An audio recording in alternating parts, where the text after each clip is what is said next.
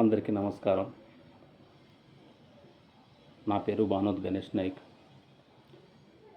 రాష్ట్ర గిరిజన విద్యార్థి సంఘం అధ్యక్షులు. ఈరోజు మనం మాట్లాడుకుంటే ఈ రాష్ట్రంలో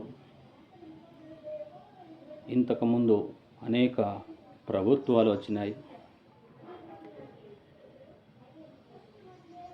ఇప్పుడు కొత్త ప్రభుత్వం మన రాష్ట్రంలో రావడం జరిగింది. కానీ మన గిరిజనులకు ఏజెన్సీ ప్రాంతాల్లో అయితే ఆ రిజర్వేషన్ స్థానాల్లో మనకు అవకాశం లభిస్తూ ఉంది. కానీ మైదాన ప్రాంతంలో నివసిస్తున్నటువంటి బంజారా ప్రజలకు కానీ, ఇతర తెగలకు కానీ, ఇతర గిరిజనులకు కానీ ఇప్పటి వరకు ఎక్కడ గుడక ఈ స్వాతంత్రం వచ్చి ఈ దేశానికి 7 దశాబ్దాలు కాబడతా ఉంది. అయినా కూడా ఇప్పటి వరకు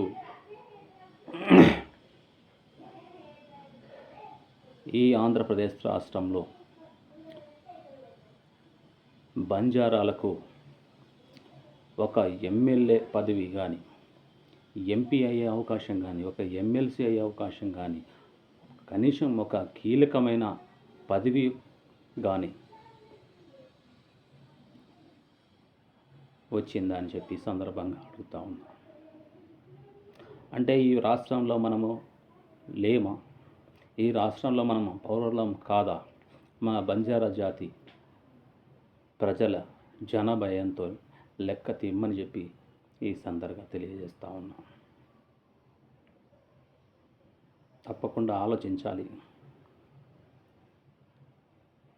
ఇప్పుడు వచ్చిన ప్రభుత్వం అయినా ఆలోచించి ఈ ప్రభుత్వాన్ని మేము కోరేది ఒక్కటే,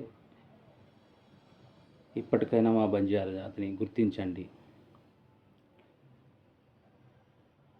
ఇప్పటికైనా కీలకమైన పదవులలో బంజారా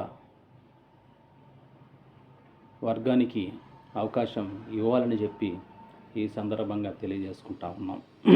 ఎందుకంటే ఈ రాష్ట్రంలో మైదానంలో నివసిస్తున్నటువంటి బంజారాలకు ఇప్పటివరకు ఎక్కడ కూడా అవకాశం రానటువంటి పరిస్థితి.